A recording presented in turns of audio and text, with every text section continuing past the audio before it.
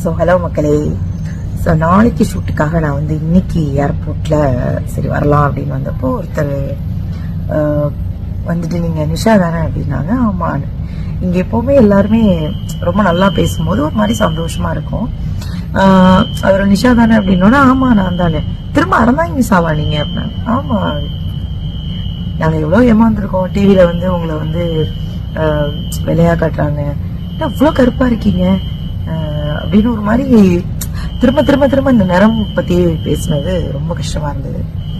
But நான் உங்ககிட்ட அதை பத்திலாம் காமிச்சிக்கல. கருப்பா இருந்தா எனக்கு கோவம் வந்தது. ஆனா சரி, நம்ம யாரையுமே உணர்வுபூர்வமா காயப்படுத்தக்கூடாது. ஏன்னா உணர்வுபூர்வமா காயப்படுத்தினா எவ்வளவு வலிக்கும் அப்படிங்கறத நிறைய டைம் எனக்கு காமிச்சிருக்காங்க.